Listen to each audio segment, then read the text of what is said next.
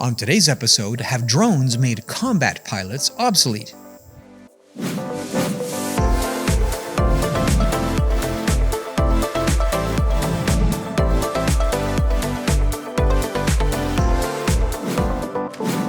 Today's episode is brought to you by engineering.com, a globally trusted source for engineering content. Check out this and many other exclusive videos for the engineering professional found only on engineering.com TV today. Airplanes that fly without pilots have been around for a lot longer than most people realize. Pilotless aircraft, what we today call drones, were actually under development as early as World War I for military use.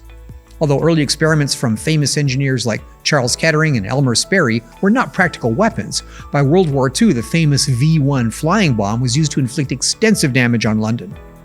Like the early attempts at weapon-carrying drones, the primary problem was guidance. Sperry was a pioneer in gyroscopes, which helped stability, and the invention of the radio altimeter let early autopilots maintain a steady altitude, but heading, azimuth, was a much more difficult problem to solve.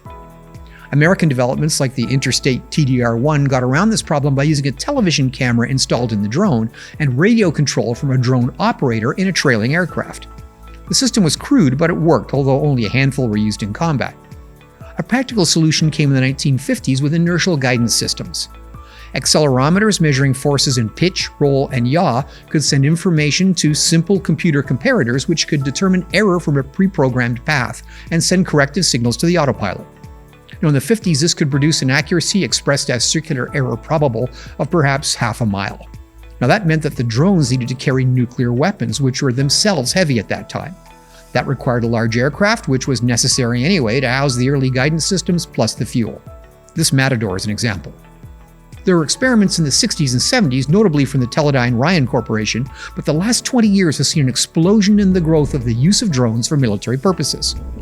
A major reason is the considerable improvement in navigation and the use of satellite-based control, as well as improved standoff weapons that are themselves smart enough to not require pinpoint positioning accuracy from the carrying drone. Now, these drones are still vulnerable, just as crude aircraft are. The current conflict in Ukraine, however, is demonstrating a new, game-changing tactical use of drones: drone swarms. The concept is simple. Use small, very low-cost, pre-programmed drones, then send them in dozens or even hundreds to saturate enemy air defenses. Not only are great numbers difficult to suppress, but the use of a $250,000 surface-to-air missile to down a $25,000 drone is itself militarily useful for the attacker. But how have engineers managed to reduce the cost to the point where drone swarms are affordable?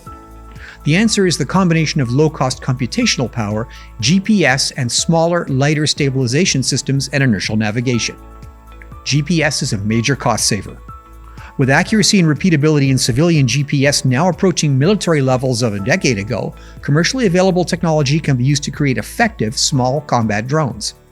GPS signals can be jammed, and satellite networks can even be switched off to prevent this use, but there are now multiple independent satellite networks that use GPS technology, and defending nations need the capability for military purposes also.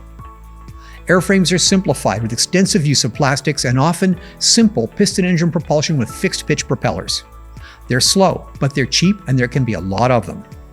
Recent news reports of Russian forces in Ukraine using Iranian-made Shahed 136 small drones operate with this tactical philosophy. Launched in groups of 10 to 15, Ukrainian forces have made claims that they are capable of shooting down approximately half of the incoming drones, and those that get through have caused extensive damage. Can conventional fighter aircraft deal with this threat? Probably not, for several reasons. Modern military combat aircraft designed for air defense are generally fast jets and are not designed to operate low and slow in the world of small drones. They are designed to carry weapons capable of knocking down similar large jet aircraft, meaning expensive missiles and cannons, both of which would have difficulty engaging a very small, low radar signature, slow-moving target at treetop height. The potential for altering military planning is significant. It's possible that in the battlefield of the future, a warring nation can lose control of the airspace over the battlefield, yet still exploit that airspace to launch damaging attacks through drone swarms launched from very mobile and simple vehicle-mounted launchers. Possible countermeasures have been developed, notably Israel's Iron Dome system, but they're expensive and it would require a large number of those systems to cover all potential targets.